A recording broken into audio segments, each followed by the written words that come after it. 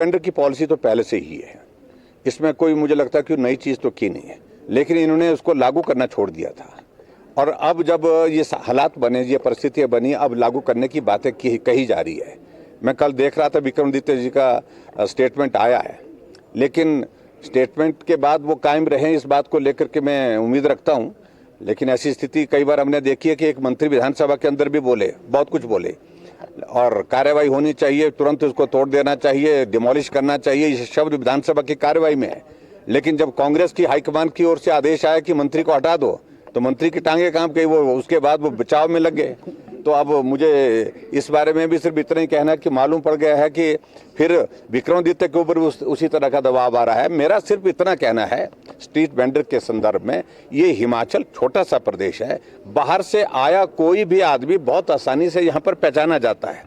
ऐसे बहुत सारे लोग हैं जिनको हम नहीं पहचान पा रहे हैं, इसलिए उनकी शिनाख्त होना, उनकी जानकारी होना, वो किस पृष्ठभूमि के हैं, उनकी वेरिफिकेशन करना, उनकी रजिस्ट्रेशन करना, ये आवश्यक है। और इसलिए अगर विक्रमादित्य जी ने यह बात कही है तो मुझे उम्मीद है कि वो इस पर कार्रवाई करेंगे। हमने शुरू किया था, हमारी गवर्नमेंट ने शुरू किया था, लेकिन उसके बाद कांग्रेस की गवर्नमेंट आने के बाद ये सारी चीजें रोक दी गई थी। भावनाओं को भड़काने का उन्होंने प्रयत्न किया। मैं समझता हूँ कि वो बहुत खतरनाक है, नुकसानदायक है, और उनके खिलाफ मामला दर्ज होना चाहिए। मुझे मालूम पड़ा है कि कंप्लेंट तो दर्ज हुई है, लेकिन एफआईआर में कन्वर्ट हुई है कि नहीं हुई है ये कंफर्म करना बाकी है। कार्रवाई होनी चाहिए थी और उनको गिरफ्तार करना चाहिए था, मेरा ये मानना है।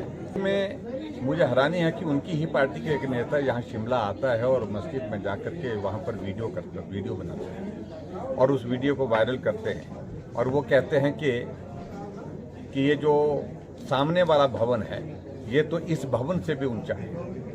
अगर इसको तोड़ने की बात सरकार सोच रही है तो उसको भी तोड़ना चाहिए। मेरा इसमें यही कहना है कि वो शिमला में आया, जानकारी नहीं होती।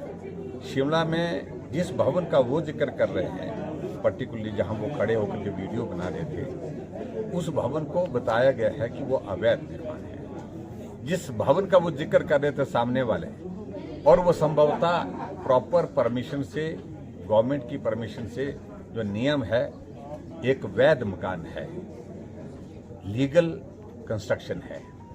तो ऐसी सूरत में उन दोनों का कंपैरिजन करना वो कतई भी उचित नहीं।